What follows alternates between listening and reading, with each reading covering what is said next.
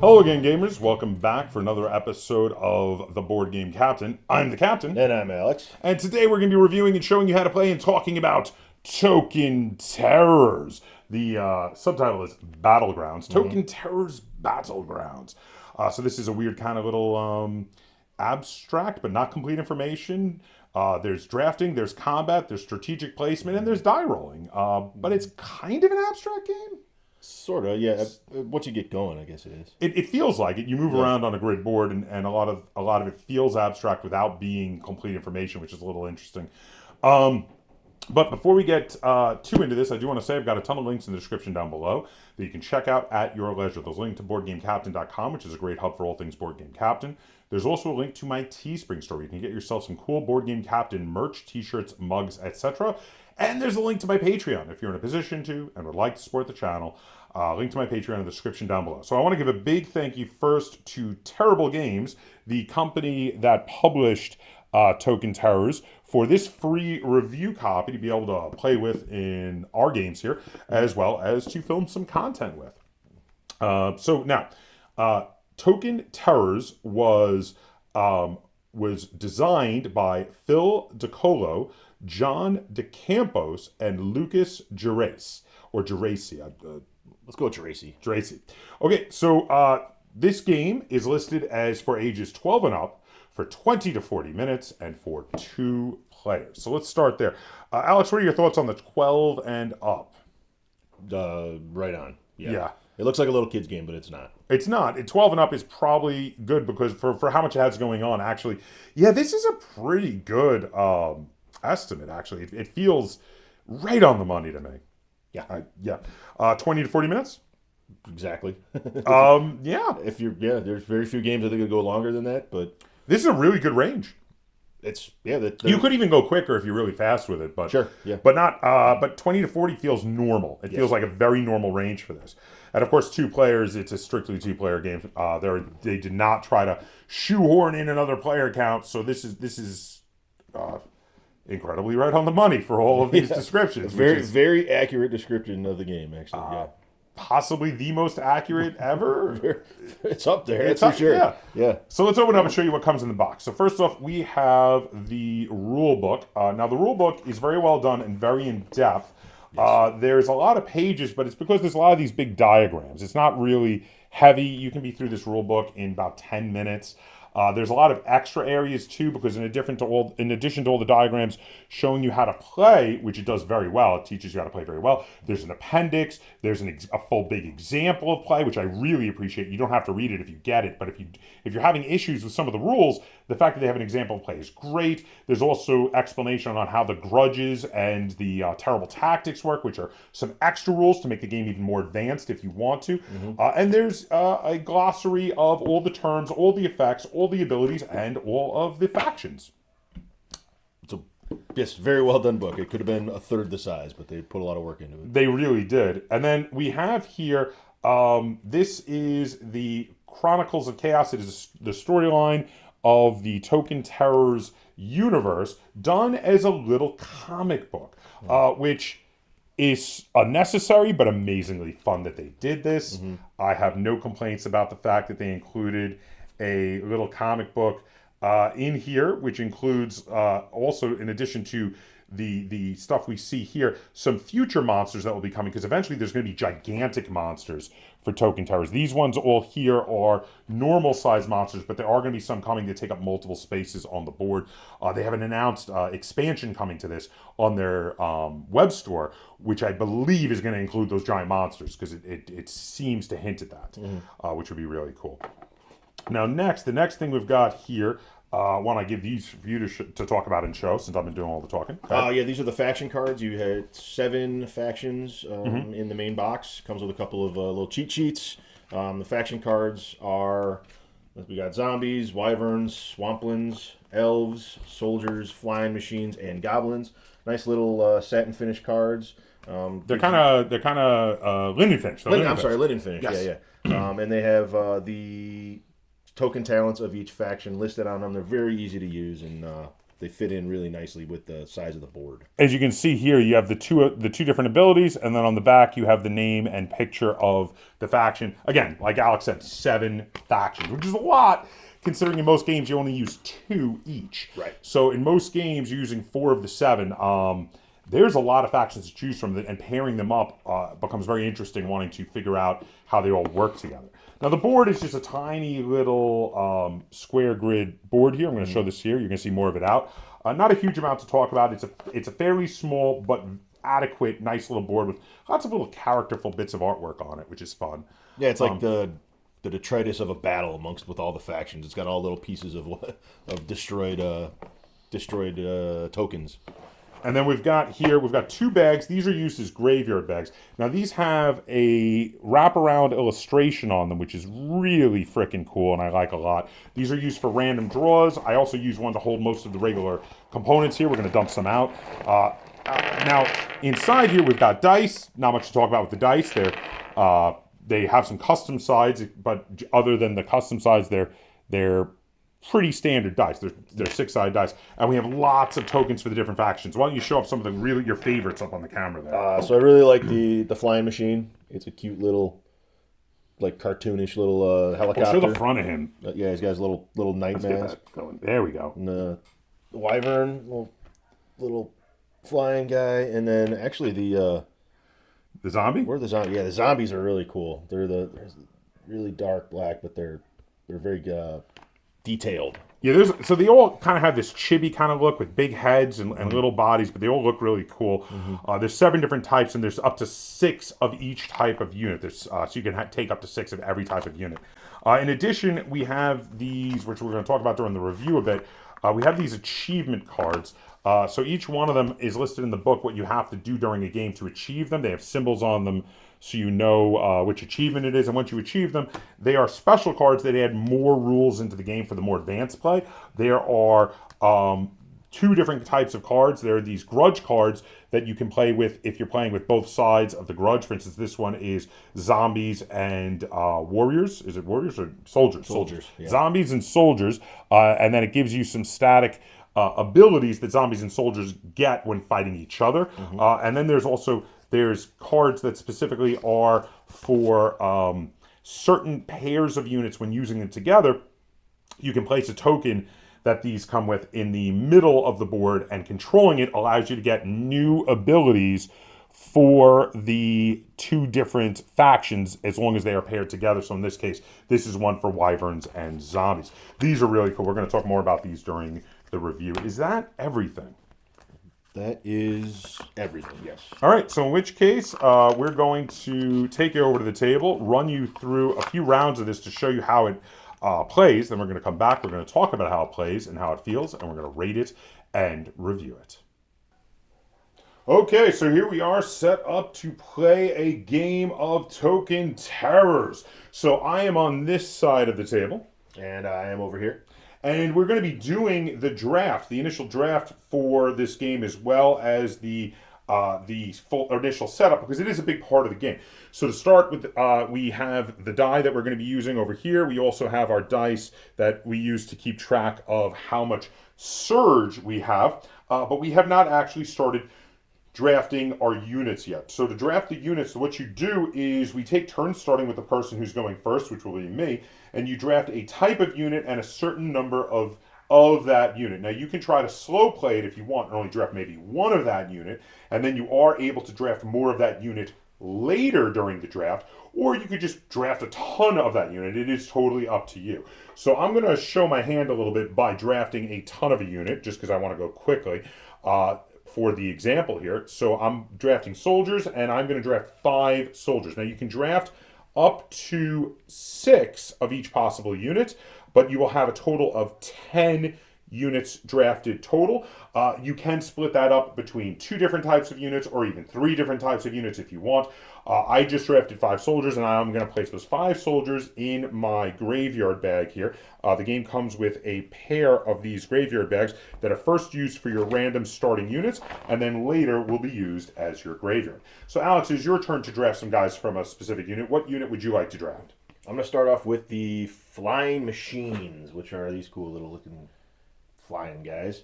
I'm also going to take 5 of those and put them in my graveyard bag. Okay, so then I'm going to draft elves, and I'm also going to draft 5 elves. Again, totally showing my hand that I'm going to have 5 each of the elves and the soldiers in my bag to start with, so I'm going to toss them in. And for my second token, I'm going to pick the goblins. And since I have 5 already, I also have to do 5. There's the little red goblins, and they're going to go in there, and we'll give them a little shake.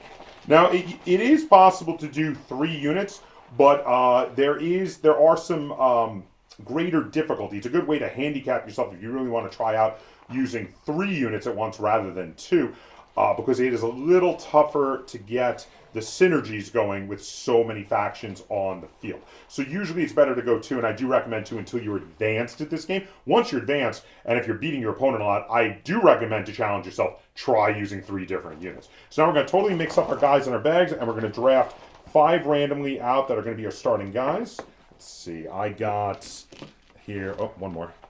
I got 3 soldiers, 2 elves. What did you get? I got 4 flying machines and a goblin. Now, if you want, we do start with a single point of surge. We show that on this dive that has the X and the point on it by having the point facing away from us. You can spend your single point of surge to redraw your starting units, but then you'll be stuck with whatever you get. I am not going to redraw because I like my mix of 3 and 2. Alex? This isn't optimal, but I'd rather have 4 flying units than 4 goblins at this point. So you don't want to get the reverse. Yeah, so I'm going to leave it as is. All right, so then again, starting with me, we're going to start placing them on the board. Now, you can place them in the first 2 squares on the board. I'm going to start by putting a soldier front and center in the front center space that I can place him in. I'm going to start with my lone goblin. I'm going to put him off here on the side. All the way over there, huh? All right, I'm gonna put a second soldier right next to my first soldier there. I'm going to do my flying machines kind of over here as well. I'm going to put this final soldier here behind that soldier there. There are benefits to wanting your units of the same type to be adjacent to one another. So that is actually quite important and useful. Now I'm going to go here. Stack them together a little bit. I'm going to place an elf over here straight across from your goblin. Okay, and then I'm going to place my final elf behind my first elf. And where's your final flying machine? Oh, interesting. Okay, this is going to be interesting. We'll have to see how this goes. All right, but now we are going to place the rest of our units from our bags on the reserve spaces of our cards here. As you can see, I'm going to be placing these 3 elves there and these 2 soldiers there, and Alex is doing the same with his. When our numbers drop below 5 on the board on our side, we are allowed to have new guys come in at the end of our turn on the edge of the board, which we are going to show that in a minute. But since I got to draft first, Alex gets to go first. So, Alex, why don't you take it away for your first turn?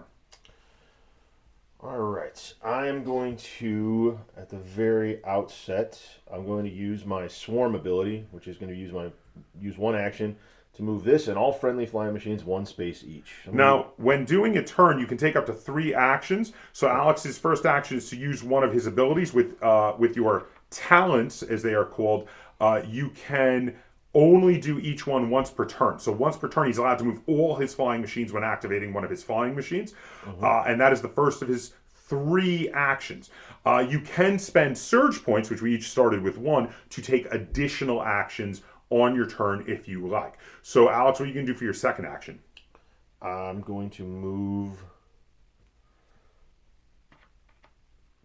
second action, third action. Okay. And then I'm going to spend my surge point to attack this soldier. Okay, so now flying machines have a ranged attack, which means they can attack up to 2 spaces away orthogonally, that is up, down, left, or right, which means I'm now in range. Now, the way a ranged attack works is that you show who's in range and you declare the attack. Now, for a normal range attack, I have a chance to dodge as long as I am not exhausted, which I'm not. I'm not exhausted. So because of that, I will have a chance to dodge this incoming range attack on a roll of a 4 or better on this 6-sided die. So I'm going to do my best. I'm going to try to roll it in camera if I can. And I got a 4, which means I dodge the attack and it doesn't hit me. Now, if Alex had spent 2 of his actions on a sure shot ranged attack, I would have only been able to dodge that on a 6. Also, if I was exhausted and facing the other way like this,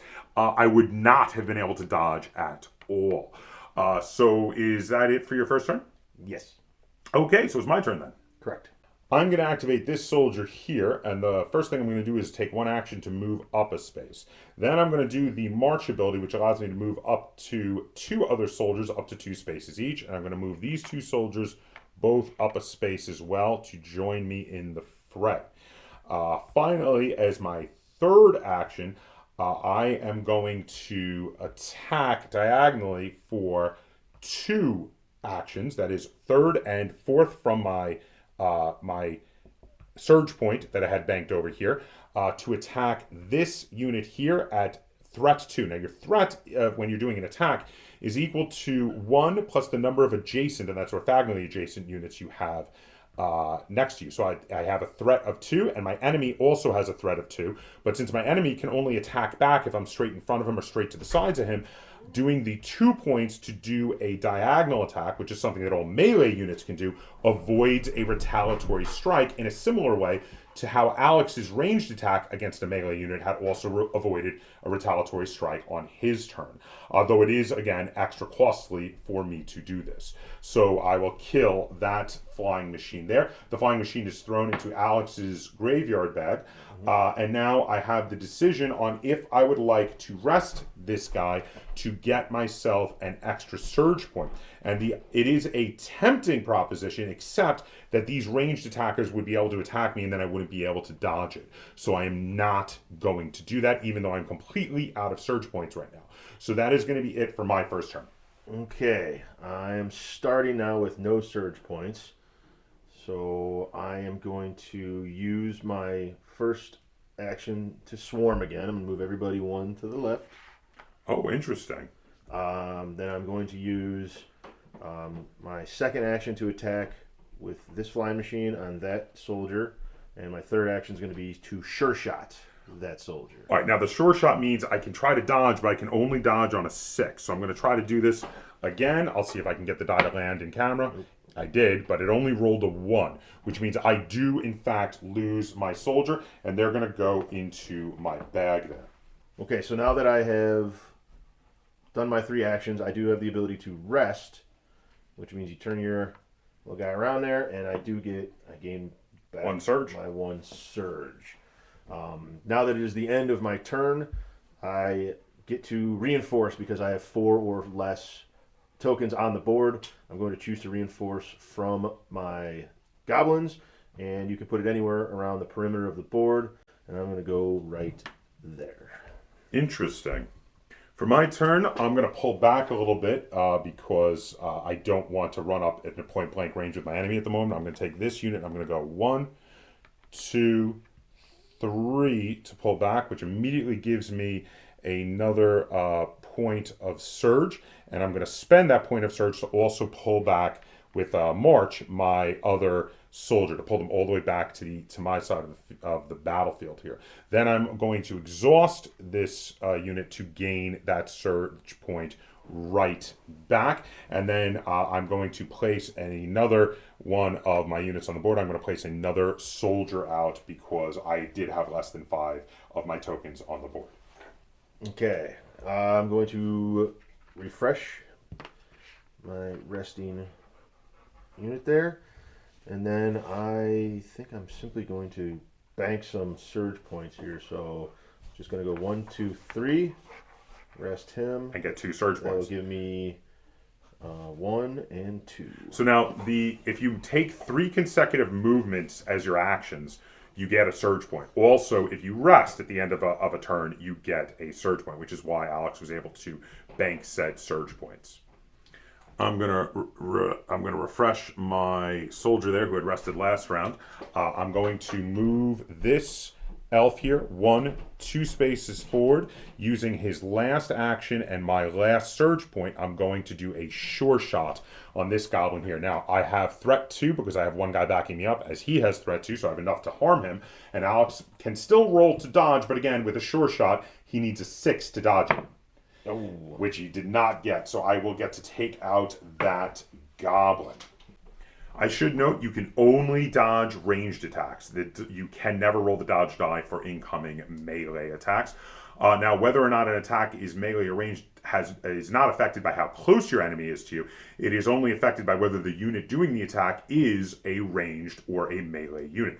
Melee units can only attack guys adjacent to them, and they are designated as melee, whereas ranged guys are designated as ranged and can attack adjacent or 2 spaces away in a straight direction, north, south, east, or west, orthogonally. I'm going to refresh Okay. that flying guy. Mm-hmm. I'm going to move my goblin. Okay. 1, 2, 3. Oh, that's going to get you another surge point. Which gets me to 4 surge points. So now that I've moved to this position, I'm going to spend one of my surge points to get enrage on my goblin. Enrage allows for a +1 threat per turn. Yes, you can only do it once per turn, and so now this goblin has 2 threat, and so does my elf who's right there. Right, which allows for me to then attack diagonally with 2 more surge of my surge, which brings me down to 1. Well played. But then this elf cannot retaliate. No, well, because he attacked diagonally, I cannot retaliate, right. And because he did the enrage, which now he turns back to facing forward, my guy dies. Are you going to exhaust him for resting, or are you not? Because I have a elf right there. I am not going to exhaust him, but I am going to bring in my reinforcements. And there you go. And that is how you play a game of Token Terror. So you go back and forth like this until somebody runs out of their reinforcements and you kill all their units on the actual board.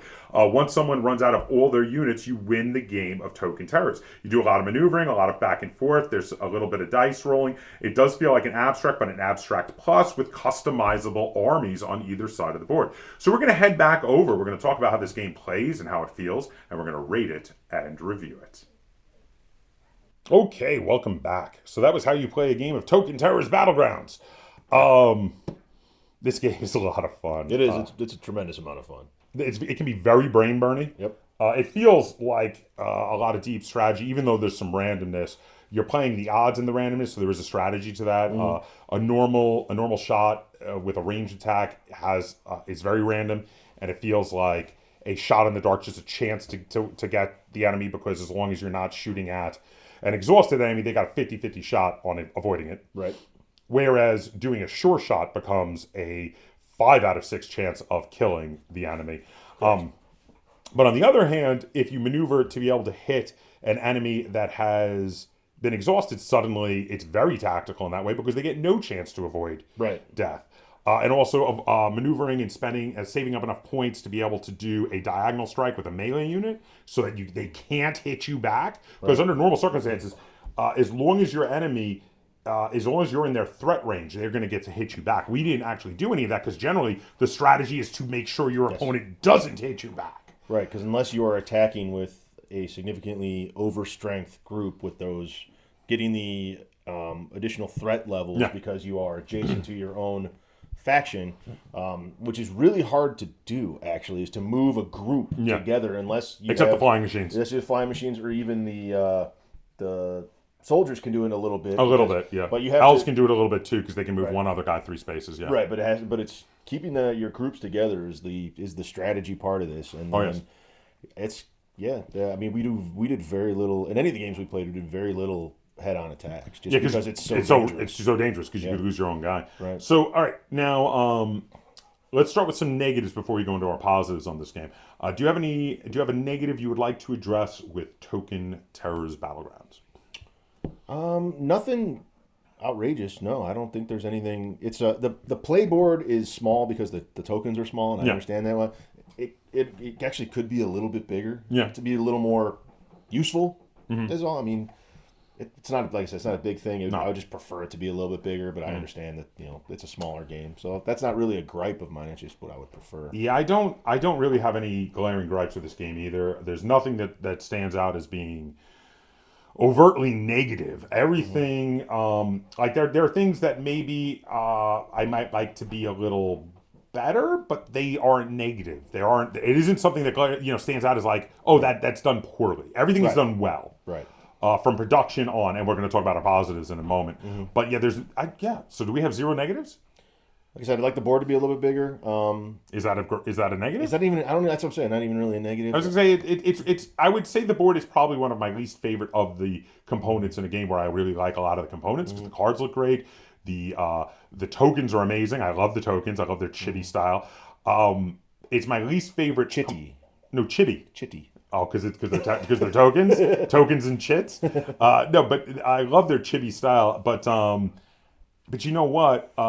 That's not a negative for me. No. It's just the least good. It's still good. I like all the little art with all the battle detritus Yes. around. So and then the only thing is that it feels like they designed 6 factions and decided they wanted a 7th because the goblins and the Swamplands are the exact same thing. They're the same mold, just different colors. Different The colors, Swamplands and the Goblins are the only ones that share a mold. Right. But and that's because of that, they could easily do some other factions that are different colored. Sure. Like they have soldiers. They could do like knights and make them a different faction because they could totally be knights in the future, and that could be an easy way to do that. That said, I do like that there are 7 factions with 7 totally different sets of rules. And I'm gonna start off the positives. Go ahead. Variety of factions in here. Oh my God! The 7 factions each have 2 unique abilities each, and they are all useful in their own ways. You're gonna have your favorites. You're gonna have ones you don't like. Like I'm not a huge fan of the Swamplands, just in general, but I think that's just me. And it's because one of their abilities I really like, and the other one not so much. But like there are certain factions that I just absolutely adore to be able to play and love to try to pair them up with every other faction out there. Like I love to try out the flying machines with every other faction out there, and the wyverns with every other faction out there, and the goblins with every other faction out there. Yeah, so variety of factions. Thoughts on that? I think it's really good because you have 7 factions. You have to use at least 2 every game, so you have a ton of combinations and variability right there. And then the way they interact is really fun to learn how they make each other better or how they make each other kind of worse. So you can do 2 ranged factions, and we've played games like that, but you tend to find yourself there's issues with that. But you could do 6 of one, 4 of another. You could do more than 2 factions if you really wanted to. Yeah, you could do like 3 and 3 and 4. Yeah, 3 and 4 if you wanted to do 3 factions is the best way to do it. And I have done it. It is doable, but it is harder, and it's definitely something to do as more of a challenge for yourself to try to do 3 factions. So yeah, I think that's a very cool part of that. So how about you? Give us a positive. Setup, playthrough, and the variability allows you to play this game over and over and over without having a lot of downtime. It is a very replayable game. I love that you can just pull this game out, and you have a couple of hours that you've played 5 games, and you've done 4 or 5 completely different games. And we've done that. We've done literally that, and that is a incredibly valuable thing to me is to be able to it's a big compliment to play through a bunch of different iterations of the same game and it never gets boring. Is really high praise, I think, for a game, especially a game of this size. It's a tiny little game. There's not much happening in the box is bigger than it needs to be. But there's a ton of content in here. The content in here is amazingly varied and generous. Which brings me to my next one in regard to the generous content. When you're done playing the crap out of this game, there are these achievement packs. Now, you can just open them if you want to, but we've been mostly sticking to try to do them when we achieve the achievements. They have the achievements in the back of the book, and as you achieve them, you can open them, and then you get more variety of play. There are grudge matches, which are like, you're the goblins, I'm the elves, and they each get a extra ability when fighting each other. Specifically, when the goblins fight the elves and when the elves fight the goblins, they get these extra abilities. Or these other ones that are special abilities for certain combinations of guys. Like there was one with the wyverns and the zombies. There was another one with goblins and flying machines. And it's like they get these extra abilities. But with those, it comes with a token that you put in the center of the board, and the first person to set foot on the token gets to unlock their extra abilities. And if your opponent can either take that space from you, not kill the guy on it and jump on it, or if you leave it, if they kill your guy or they force you to back off, and they either kill 2 guys in one turn, or they can do a bribery thing where they spend all 3 of their actions in one surge. They can just take the ability, and then you lose your ability, and they activate their ability, which gives them a bunch of extra effects. Right. And these 2 things, the grudge matches and the extra abilities, adding in more ways to play. And we're talking about like a dozen more ways to play. Like it's even more than that with all the combinations of different effects. It's a dozen additional just cards. Yeah. And then you start there's a way to figure out how many different combinations are. I don't know what it is, but it's ludicrous. It's a lot. This is another one of those games where the word I feel that defines this game is generous. The designers were generous and gave you a ton of content to work your way through, and you're going to want to work your way through it, and that's my big positive. This game is very generous. There's a ton of content in here for a small box game. Like this has more content in it than some big box games. Right. Yeah. Your turn for a positive. The strategy, the simplicity, the way of the gameplay goes through, the way it evolves, it's very tactical, but it happens quickly. So you don't have a ton of movement. You only have 3 actions you can do, and so you end up like you think it through. Unless you have surge points. But then usually you're using the surge points to achieve one other thing, right? Like a sure shot or an angle attack or using one of your special abilities. So you're plotting this through, and then it unfolds very quickly, and then it's your opponent's turn to react, and they sort of think for a little bit, and then it happens very quickly. So the pace of gameplay is actually really fun. It keeps you going. There's not much time to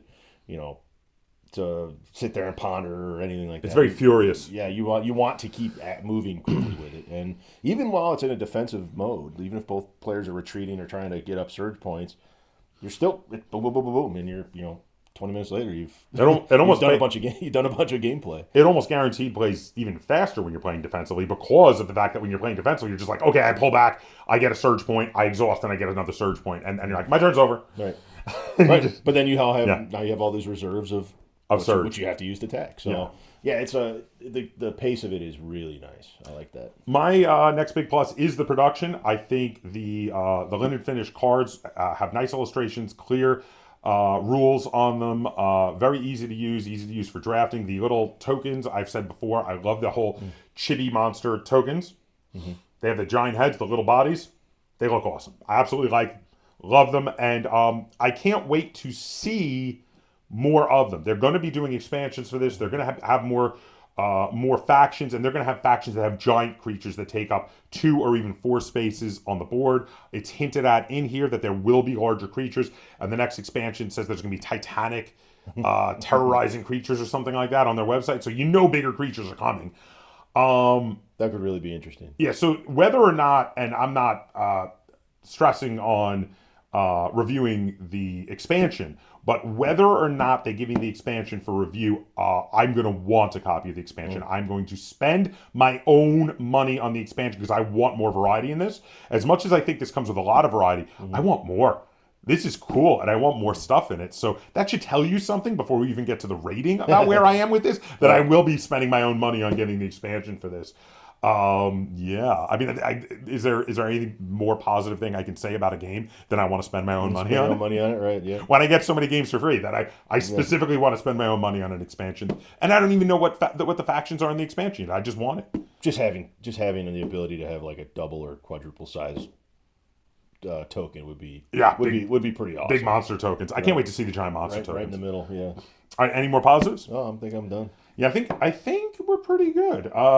This is a weird sort of game. I still would call it an abstract game in how it plays.